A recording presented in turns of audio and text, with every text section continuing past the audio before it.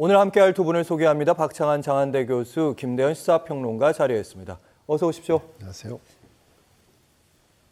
네, 20대 대선을 앞두고 전북동 호남이 새로운 캐스팅보트 지역으로 급부상을 하고 있습니다. 국민의힘은 호남 민심이 이완됐다는 확신으로 민심 틈새 집중 공략에 나섰는데요. 그 가운데 주목할 만한 발언, 어제 국민의힘 윤석열 후보가 광주 송정 매일시장을 찾아서 한 연설인데요. 함께 보시죠. 윤석열 후보, 민주당은 입만 열면 광주 전남을 발전시키겠다고 했지만 광주의 GDP, 전국 광역지자체 중에서 꼴등이다. 잘 사는 사람은 민주당 찍으면 안 되는가? 또 어려운 형편에 있는 분들은 국민의힘을 찍으면 안 되는가? 갈라치기 하지 마라. 이런 얘기인데 일단 호남은 민주당이 우세이고 국민의힘은 열세인 지역인데 어쨌든 윤석열 후보는 이곳을 공략하면서 지역 발전론을 꺼냈네요. 네, 과거에 TK나 PK를 공략할 때 민주당이 주로 쓰던 전략입니다. 그동안에 수십 년 동안 국민의힘 계열을 찍었는데 그래서 지금 어떻게 됐냐? 이러면서 야당의 필요성, 그 민주당의 필요성을 역설을 했었죠. 이 전략을 윤석열 후보가 고스란히 가져와서 지금 이제 호남에서 다시 쓰고 있습니다. 특히나 이 호남 지역의 2030 세대를 겨냥한 거다 이렇게 보시면 될 것 같아요. 다만 얼마나 효과가 있을지 이 부분은 경선 전이긴 했지만 전두환 개사과 발언으로 호남 민심이 한번 떠나간 적이 있었기 때문에 그 부분을 얼마나 회복할지가 저는 큰 틀에서 보면 호남 민심을 좌우할 거다 이렇게 봅니다. 네, 일단 전 지역 유세에서는 지역구도를 이제 호남이 깨달라 이런 발언도 했었는데 윤석열 후보가 실제로 여러 차례 호남을 방문하고 있습니다. 이준석 대표도 그랬고 민심이 정말 달라졌다고 보는 걸까요? 글쎄요. 민심이 달라졌을까요? 또 민심이 앞으로 달라질까요? 라고 하는 질문에 예스라고 답하기는 좀 어려울 것 같습니다. 호남 민심이 이 국민의힘이라고 하는 보수 정당, 그 전신들 정당도 쭉 있었습니다만 역대 선거에서 가장 크게 흔들렸다라고 하는 정도를 본다면 박근혜 전 대통령 정도가 아닐까 싶은데 그때 받은 득표율이 고작 10.4%, 겨우 두 자리를 찍었었습니다. 이명박 전 대통령은 그 이하였고요. 지난번 홍준표 후보 같은 경우는 5%도 못 받았죠. 자, 지금 윤석열 후보가 여론조사상 나타나는 호남 지지율이 한 10%대 중반 정도를 받고 있습니다만 역대 이 보수 정당 후보들은 대체로 여론조사상 그 정도는 받아왔습니다. 그런데 실제 투표율에서는 한 자릿수 미만이었다고 보는 게 맞을 것 같습니다. 그래서 이번 같은 경우도 윤석열 후보가 호남에서 20%, 30%를 얘기하는데 이것도 다 레퍼토리가 다 역대 레퍼토리랑 똑같습니다. 결국은 호남의 민심은 투표에서는 크게 달라지지 않을 것이다라고 보는 게 맞을 것 같습니다. 게다가 왜 이런 분석이 어떤 호응을 얻느냐 하면 윤석열 후보가 호남 민심이 달라질 정도로 어떤 역할을 했는가 아니면 국민의힘이 그럼 호남이 어떤 기여를 했는가라고 하는 측면에서 본다 그러면 이것도 마찬가지로 예스라고 말하기 어렵습니다. 윤석열 후보는 이제 정치인이 된 지 8개월, 9개월 된 거 아니겠습니까? 여기서 호남 정치에 대해서 윤석열 후보가 어떤 것을 왈가왈부한다는 것조차도 어쩌면 호남인들에게는 야 이건 좀 경솔한 거 아닌가, 좀 얄팍한 거 아닌가라는 이미지로 비춰질 정도로 굉장히 좀 조심스럽게 접근해 가야 할 부분이라고 봅니다. 이 지역주의를 타파했던 정치인들 많지 않습니다. 물론 DJ 같은 경우 상징적인 인물이고 그리고 노무현 전 대통령이 DJ를 승계했다는 측면에서 부산 출신임에도 불구하고 호남에서 아주 전폭적인 지지를 얻었었죠. 근데 노무현 역시 어떤 길을 걸어왔는가? 적지와 험지에 나가서 내가 지더라도 바보 노무현을 자처해온 수십 년간의 정치적 궤적이 쌓여져 있었습니다. 그렇기 때문에 호남에서 득표를 할 수 있었고 호남의 민심을 얻을 수 있었는데 지금 그러면 왜 윤석열 후보가 호남에서 더 많은 득표를 얻을 것이다라고 하는 얘기가 자꾸 정치권에서 나오느냐? 네. 저는 철새들 때문이라고 봅니다. 유난히 이번 대선에서 과거 DJ의 후광을 입고 또 노무현의 후광을 입었던 이런 정치인들이 다수가 철새처럼 둥지를 옮겨서 윤석열 후보를 지지하는 쪽으로 와 있기 때문에 그런 착시 현상이 좀 나타난다고 보고 앞으로도 말이죠. 대선 같은 큰 선거에서는 정말 혁명적인 이 호남의 어떤 정책과 공약 그리고 꾸준한 노력이 없지 않는 한 이 쏠림 현상은 쉽게 바뀌기 어렵다 이렇게 봅니다. 꾸준한 노력, 일시적인 노력은 좀 힘들어 보인다 이런 말씀이신데 윤 후보의 호남 유세에서 또 하나 쟁점이 된 사안이 있습니다. 바로 복합 쇼핑몰인데 관련 발언을 보시면 광주 시민들은 다른 지역에 다 있는 복합 쇼핑몰을 간절히 바라고 있다. 그런데 왜 광주에만 없는가? 민주당이 반대해왔다. 그러니까 이 복합 쇼핑몰이 이제 대기업의 이름이 붙은 그런 쇼핑몰을 얘기하는 거고요. 송갑석 더불어민주당 의원, 광주 전남 지역에 민주당을 대표하고 있다고 하는데 코로나로 고통을 겪고 있는 전통시장에 가서 대기업 복합 쇼핑몰을 유치하겠다 이런 공약을 하느냐. 광주의 지역경제 현실에 대해서 알고 하는 말인가 이런 반문을 던졌습니다. 팩트부터 좀 확인을 해봐야겠는데 광주에 이제 복합 쇼핑몰이 없다. 정말 없는 건가요? 뭐 그렇게 조사 결과가 나왔다고 하는데 제가 알기로는 강원도에도 대기업의 대형 복합 쇼핑몰은 없고요. 경북 지역에도 없습니다. 충남은 있을 것 같은데 충북 지역은 제가 확인을 안 해봤습니다만 사실 이렇게 좀 도농이 복합돼 있고 혼자 돼 있는 지역들 이런 지역이 대형 쇼핑몰이 설사 들어간다고 하더라도 경쟁력과 수지 타산을 따져봤을 때 입지에 대한 타당성이 좀 약하다. 뭐 이런 분석들도 나오기 마련입니다. 그러다 보니까 아무래도 서울, 경기 그리고 부산으로 이어지는 이 경부선 라인 이 라인에 주로 이런 대형 복합 쇼핑몰이 입주를 했었죠. 근데 이 대형 복합 이 쇼핑몰이 없다고 해서 그 지역이 후진 지역인가? 이건 좀 별개의 문제입니다. 네. 왜냐하면 대형 복합 쇼핑몰이 들어갈 수 있는 입지는 이 근로자들이 많아서 월급쟁이들이 이른바 많고 그리고 대기업이 유치하기가 적당한 인구 수준 상한선에 도달해 있고 또 한 가지는 비농업 소상공인 숫자가 적어야 됩니다. 그런데 전남 광주도 그렇지만 강원도도 그렇고 농업 인구가 많습니다. 게다가 이 농업이 1차 생산물이 직결해서 가는 곳이 바로 2차, 3차의 그 지역 이런 저런 소상공인들 아니겠습니까? 예. 이렇게 엮여 있다 보니까 이분들을 위한 정책에 최일선에 서야 되는 지방 공무원이나 아니면 국회의원들, 선출직들이 이분들의 요구사항을 거부한 채 대기업을 유치한다는 것은 쉽지 않습니다. 그럼에도 불구하고 윤석열 후보가 호남에 가서 이 얘기를 한 것은 전략적으로 갈라치기를 하기 위한 어떤 판단이었다 이렇게 보고 이 갈라치기는 나름 효과가 있다. 왜냐하면 지금 현재 불거지고 있는 이런 논란처럼 호남에서도 광주에서도 그래 우리도 뭐 트레이더스나 아니면 이런 스타필드 같은 거 하나 정도는 있어야 되는 거 아니야라고 하는 젊은 층의 호감은 일정 정도 얻을 수 있지만 좀 전에 말씀드린 것처럼 그런 것이 입지하기 위한 지역적인 조건과 요구사항들이 과연 다 충족될 수 있는가에 대해서 현실적으로 분석을 해봤는지에 대해서는 묻고 싶습니다. 그리고 민주당에서 그동안에 이런 대기업 대형 복합 쇼핑몰 입주를 반대해왔다. 물론 반대해 온 것도 사실입니다만 사실은 그건 반대를 위한 반대는 아니었습니다. 지역에 있는 유권자들, 특히 소상공인 자영업자들의 극렬한 반대를 뚫고 이 대기업을 유치했을 때 오는 정치적인 어떤 부담감 이런 것 때문에 사실 할 수가 없었던 측면도 있었죠. 그럼에도 불구하고 윤석열 후보가 던진 이 의제는 어쨌든 호남에서는 잔잔한 파도를 만들고 있는 건 맞는 것 같습니다. 복합 쇼핑몰, 젊은 층을 공략한 공약이 아닌가 이런 추측도 해보게 되는데 어쨌든 복합 쇼핑몰이 들어서게 되면 소상공인이 위축될 수밖에 없는 거고 또 두 번째는 이 전통시장에서 복합 쇼핑몰 공약을 꺼냈던 건 분명히 좀 다른 측면이 있습니다. 네, 제가 팩트 체크를 좀 해봤습니다. 그랬더니 준비된 발언이었다고 그래요. 갑자기 나온 발언이 아니라 작심하고 발언한 거다. 득실이 다 있을 겁니다.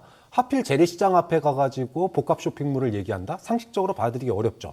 특히나 광주 인구가 144만 정도 되는데 그중에 60만이 자영업자라든지 중소업체에 다니시는 분들입니다. 그러다 보니까 이런 얘기하기 쉽지 않거든요. 그럼 왜 했냐? 아까 말씀하셨지만 2030 세대를 노린 거예요. 왜 서울이나 부산 가면 그런 대형 쇼핑몰 있는데 우리는 광역시인데 이게 없다. 부럽죠. 부럽죠. 예. 나도 편하게 쇼핑하고 싶고 가서 쇼핑하고 애 놀고 한꺼번에 다 하고 싶다.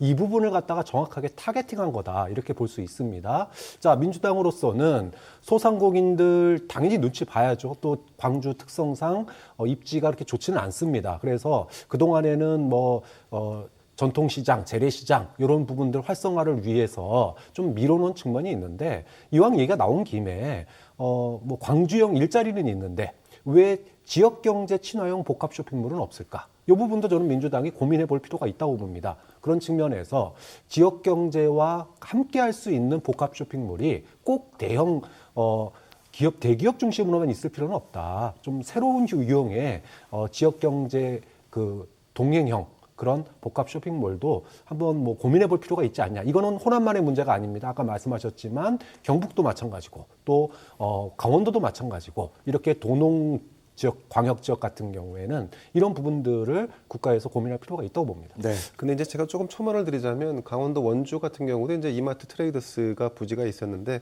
아직 한 10년째 그냥 공터로 남아 있습니다. 그게 이제 단순히 원주의 어떤 소상공인과 1차 생산을 하는 어떤 뭐 농민들 뭐 이런 분들에게만 그러면 어떤 상처를 주거나 피해를 주는가? 그렇지 않고요. 원주의 트레이더스라는 거 하는 것이 들어왔을 때 그 지역 영월, 평창, 정선, 태백, 횡성, 홍천까지 심지어는 강릉, 춘천까지 영향을 주는 이런 막강한 이 구매 파워가 있습니다. 그렇다 보니까 광주 같은 경우도 상징적으로 광주에 하나 떨궈 놓는다고 보기 힘든 게 광주에 떨구면 그 주변까지 엄청난 파급 효과를 미치기 때문에 사실 그런 거를 두루두루 사실 뭐 광주시 당국도 그럴 거고 광주를 기반으로 하는 정치인들 입장에서 그런 걸 고려하지 않을 수 없다. 그건 현실의 문제이지 사실 그걸 몰라서 안 하는 건 아니다. 이렇게 볼 필요가 있을 것 같습니다. 네. 두 분의 얘기 듣고 나니까 전통시장에서 왜 복합 쇼핑몰을 얘기했는지 충분히 좀 이해가 가는 측면이 있는데 일단 호남 다지기에서는요. 윤 후보 이상으로 심상정 후보도 바쁘게 움직이고 있습니다. 1박 2일 일정으로 호남을 방문했죠. 심상정 후보. DJ와 노무현 전 대통령을 계승을 자처하는 민주당과 이재명 후보, 불평등과 양극화에 눈을 감고 있다. 그리고 소년공 출신이라는 이재명 후보가 1,500명의 재벌들 편에 서서 가슴이 아프다. 이런 얘기를 하고 있습니다. 1,500명의 재벌들, 심상정 후보가 제안한 이 살찐 고양이법과 관련된 얘기, 이 후보가 받아들이지 않고 있다. 이 부분이 이제 박창원 교수님이 좀 설명해 주시죠. 네, 뭐 살찐 고양이법이라고 하는 게 그 경영진과 노동자들의 임금 격차를 최소화하자는 겁니다. 그러니까 뭐 무조건 최소화하자는 건 아니고 공기업들을 중심으로 해서 예를 들면 3배 또는 5배 이내로 제한하는 겁니다. 지난번 2차 TV 토론회 때도 이것이 이슈가 됐었는데 이재명 후보가 그렇게 되면은 삼성에 능력 있는 경영자들을 어떻게 데려오냐. 특히나 기술개발 뭐 이사라든지 이런 사람들 데려오려면 뭐 몇십 배에 달하는 연봉을 줘야지 오지 않습니까? 네. 이런 부분들을 제기를 한 건데 어쨌든 뭐 저는 심상정 후보가 젠더 이슈를 넘어서서 노동 이슈로 진보 정당의 필요성 이런 부분들을 존재감은 뭐 저는 충분히 지난 TV 토론이나 또 광주 유세에서 필요성에 대한 공감은 있다고 봅니다. 문제는 진보 정당이 능력과 비전도 보여줄 필요가 있다.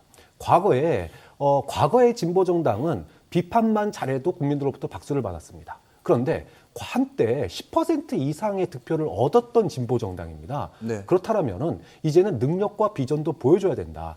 일자리에서, 부동산에서, 교육에서 준비되어 있는 정책과 비전이 국민들에게 와 닿아야 된다는 거죠. 예를 들면 일자리 같은 경우에 문재인 정부에서 그런 부분들로 노력한 게 광주형 일자리였습니다. 그러면 광주형 일자리와 그것을 넘어서는 어떤 일자리 정책과 비전, 진보의 비전이 같이 가는 그런 정책들이 있어야 돼요. 또 교육에 있어서도 마찬가지고요. 뭐 부동산에 있어서도 마찬가지입니다. 뭐 살찐 고양이법 같은 경우 이제 새롭게 제기가 된 노동 이슈지만 조금 더 그런 정책들을 가다듬으면 저는 진보 정당이 다시 한번 10% 이상의 전국적인 지지를 받는 정당으로 거듭날 수 있다. 좀 그런 점에서 이번 대선을 계기로 능력과 비전 쪽에 좀 더 포인트를 맞춘 정책들을 발굴하는 게 앞으로 진보 정당의 과제가 아닌가 싶습니다. 네, 현실의 뿌리박은 더 나은 대안들, 이상적인 얘기들 말고 대안들이 있었으면 좋겠다는 말씀. 토론회 때도 사실은 심상정 후보가 그랬지만 유독 이재명 후보를 주로 타깃으로 심상정 후보가 공격을 하는 좀 측면이 있습니다. 이 전략 통할까요? 호남에서도? 글쎄요. 심상정 후보가 호남이 마치 진보 진영의 어떤 텃밭이라든가 상징적인 공간으로 착각을 하고 있는 게 아닌가 싶은데 뭐 그런 지역적인 특성을 가진 곳이라면 경남 창원 정도가 있겠죠.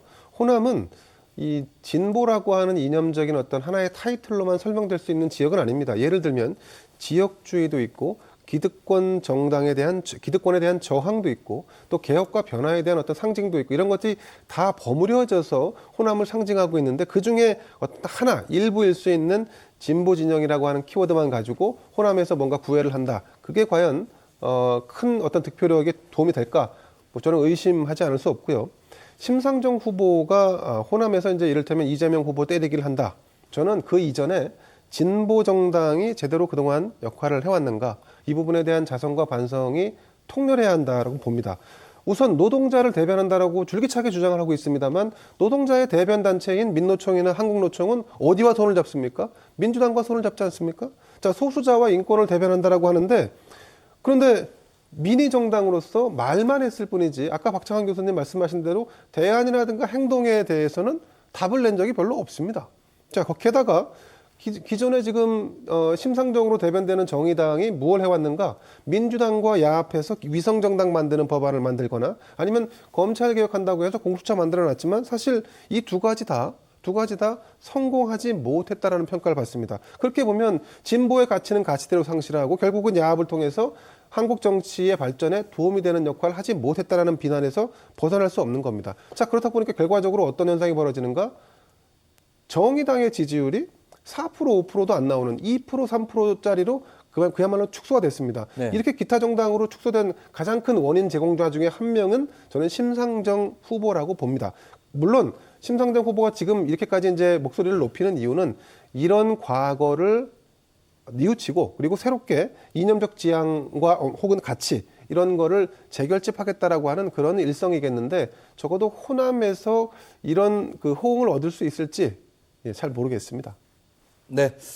제20대 대선 앞두고 전북등 호남이 새로운 캐스팅보트 지역으로 이렇게 급부상했다는 건 후보들의 치열한 유세에서도 확인해 볼 수 있습니다. 여러 후보들이 여러 번 호남 지역을 방문하고 있는데요.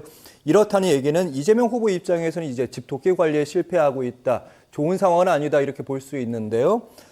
이에 대해서 강기정 더불어민주당 이재명 후보의 호남 총괄 특보단장은 이렇게 말했습니다. 이번 득표율, 이번 선거에서 지난 선거에서는 문재인 후보가 안철수 후보 탓에 62% 정도 득표했는데, 이번엔 분위기 다르다. 노무현 전 대통령 그리고 김대중 전 대통령 당선 시의 호남 득표율 80%를 목표로 하고 있다. 여기에 대해서 송기석 국민의힘 광주 총괄선대위원장, 윤석열 후보의 호감도 분명히 상승하고 있다. 우리의 목표 득표율은 30%다.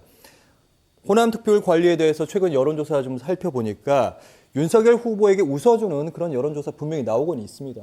네, 그건 뭐 사실이겠죠. 근데 이 지지율 조사에서 나타나는 수치와 실제로 투표를 해서 투표함을 공개했을 때 나오는 득표 자체는 크게 다를 수 있다라고 저는 봅니다. 그래서 이재명 후보는 역대 민주당 후보가 얻었던 득표율, 물론 지난번에는 안철수 후보가 나와서 30% 정도를 가져가고, 그래서 문재인 후보가 62%를 얻는데 그쳤습니다만, 그 전 선거에서는 대체로 다 70%, 80% 가까운 80% 이상의 득표도 했었습니다. 그래서 저는 이번 선거도 궁극적으로는 7, 80%에 준하는 득표를 이재명 후보가 호남에서 거둘 것이다라고 이렇게 예측을 합니다. 지금 현재 이런 예측을 뒷받침하는 데이터 중에 하나가 문재인 대통령에 대한 국정운영 지지율이 여전히 광주 전라 지역에서 70% 중반까지 나오고 있습니다. 이 얘기는 어쨌든 투표 당일날 가서 투표를 할 때 과연 어느 당을 찍을지에 대해서 역시 문재인 정권을 계승한다라고 하는 이재명 후보를, 민주당 후보를 찍지 않겠는가라고 하는 예측이 가능한 대목이고요. 그리고 호남 지역이 지금 이번 선거에서 만약에 패배했을 경우에 또다시 소외론이 등장할 수 있다라고 하는 우려도 또 한쪽 있습니다. 게다가 지난번 안철수 후보가 얻었던 30%의 득표율, 그에 훨씬 못 미치는 득표율을 이번에 안철수 후보가 거두고 있다는 겁니다. 10% 이하로 제가 알고 있는데, 자, 이렇게 된 이상 이재명 후보의 득표율은 역대 민주당 후보의 득표율을 상회하거나 그 수준에 도달할 것이다라고 보는 게 합리적일 것 같습니다. 자, 그럼 윤석열 후보의 득표율은 어떨까?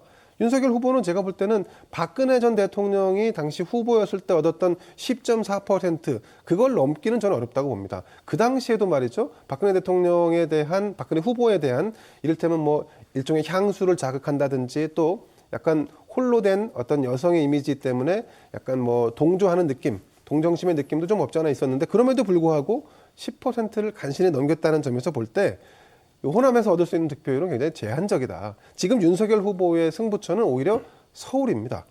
앞서 저기 보여드리는 그 데이터에서 보면 나오지만 한 13%포인트 격차가 나고 있습니다. 예를 들면 윤석열 후보가 한 48%, 그리고 이재명 후보가 35% 정도인데 네. 10%포인트 이상의 격차가 난다는 것은 호남에서 윤석열 후보가 30%를 득표한다는 것과 다를 바가 없습니다. 그러니까 지금 집중할 때는 호남보다는 윤석열 후보 입장에서는 수도권에 집중하는 것이 전략적으로 맞지 않나 싶은데 오히려 선거 초반에는 호남에 더 집중하는 듯한 느낌을 좀 주고 있어서 이게 전략적인 미스인지 아니면 전략적인 선택인지 좀 더 지켜봐야 될 것 같습니다. 여론조사와 실제 득표율은 다를 수 있다 이런 예상을 해주셨는데요. 사실 각 당의 후보들은 취약 지역을 평일에 많이 돌고 있습니다. 이번 주말에는 이재명 후보 같은 경우는 이제 안방이라고 할 수 있는 호남 그리고 윤석열 후보는 대구 경북 지역 그리고 부울경을 방문한다고 하는데 이번에 이재명 후보 어쨌든 현재 수치가 그렇게 만족스럽지 않으니까 분발해야겠습니다. 네. 저는 이재명 후보가 호남에서 실제로 투표율로 따진다면 한 75% 전후의 득표율을 보이지 않을까 싶습니다. 그 이유는 과거에 80%에 가까웠던 혹은 넘었던 전통적인 민주당에 대한 마음의 빛이 호남 유권자들은 있었습니다. 김대중에 대한 마음의 빛, 노무현에 대한 마음의 빛, 그리고 노무현 전 대통령의 그 안타까운 죽음에 대한 마음의 빛 있었습니다. 네. 하지만 문재인 대통령에 대한 마음의 빛은 훨씬 가벼웠고요. 이재명 후보에게는 마음의 빛이 없습니다. 그렇기 때문에 호남에서 80%가 넘는 득표율이 나오는 건 사실상 불가능하다고 봅니다. 그런데 그럼 과거에 문재인 대통령은 어떻게 해서 호남의 전폭적인 지지를 받았느냐? 박근혜 전 대통령에 대한 반발심이었습니다. 그리고 탄핵에 대한 반발심이었습니다. 탄핵 그 상황에 대한. 그렇기 때문에 저는 이번에도 윤석열 후보에 대한 비호감 때문에 이재명 후보가 70%가 넘는 한 75% 전후의 실제 득표율을 보이지 않을까 싶고, 또 하나 윤석열 후보의 지지율이 그러면은 지난번 박 전 대통령이 11%를 넘어설 것이냐? 저는 안철수 후보가 호남에서 지지율이 많이 떨어지긴 했지만 나머지 25%를 결국은 윤석열 후보와 안철수 후보가 나눠 가질 가능성이 있다.